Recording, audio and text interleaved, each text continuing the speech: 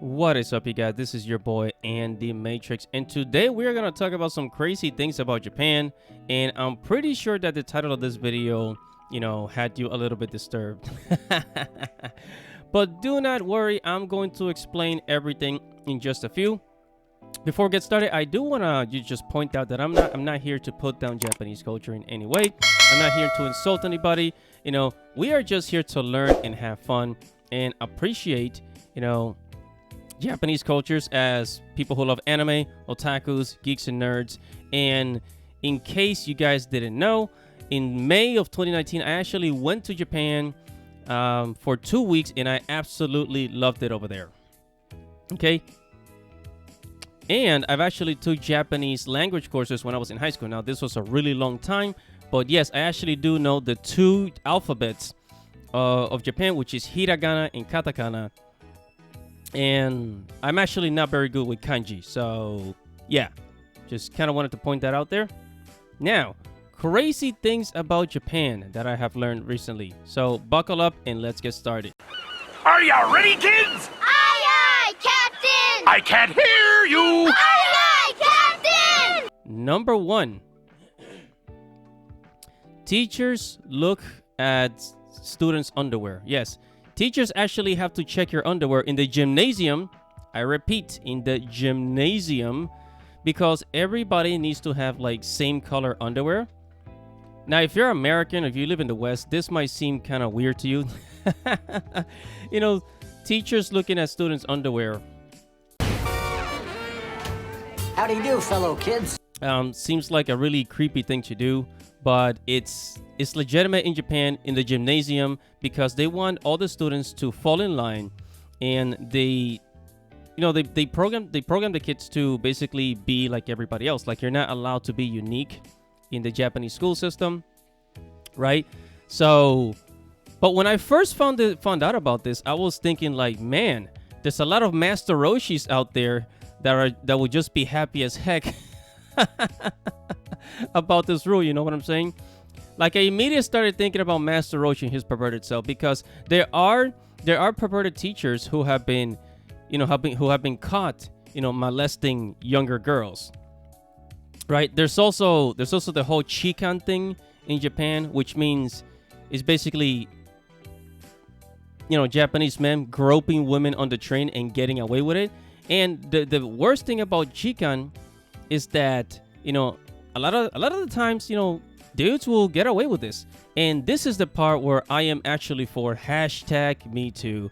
And I'm not trying to sound like a crazy activist here, but when it comes to these things, I'm actually on the side of women here, because this is absolutely disturbing. There's actually Japanese girls who don't want to go back to school because of this rule. You got male teachers looking at young girls' underwear, and it's kind of disturbing. You know what I'm saying? All right, and the next one is students are forced to dye their hair. Right? So if your hair is brown, then you have to dye your hair black, because, again, like I said, they want the students to basically fall in line with everybody else, right? And believe it or not, guys, there's actually Asians, right? There's Asian people that are born with natural brown hair. This is a thing. This is real. I know that the ideal Asian person has like really dark hair, but some Asians actually have brown hair, just like Western people, right? So if you have natural brown hair, you actually have to bring a letter from the doctor to your teacher telling you that your hair is actually 100% natural, which is kind of crazy, because if they force you to dye your hair black from brown, then that means it's almost as if they don't allow you to be yourself. So then that made me think, if you are a foreigner, or if you're a hafu, as they say in Japan, if you're half Japanese and half some other ethnicity, and you have, let's say, blonde hair, or if you're a ginger and you have red hair, then what are the rules? They're gonna force you to dye your hair as well. It's kind of crazy, but yeah, it actually happens a lot in Japan. And you guys already know about the whole thing about banning ponytails. Like, a lot of recently Japan banned ponytails because they say that ponytails arouse men So they don't want the girls to wear ponytails because it arouses men. Right. I didn't quite understand the logic behind that. I mean, I don't remember the last time I looked at a girl, the girl's ponytail, and I was like, oh yeah, baby. Oh yeah. That's what I'm talking about. Don't mind me, guys. I'm just being silly. But yeah, and actually, there's some Japanese schools that make the kids cut their hair, especially the girls. So if your hair is too long, they will they will make you cut your hair short. This is true for young kids in Japan. Okay, you gotta fall in line. And then one of the last things that I've learned recently in Japan is that Japanese public schools actually allow boys to wear skirts.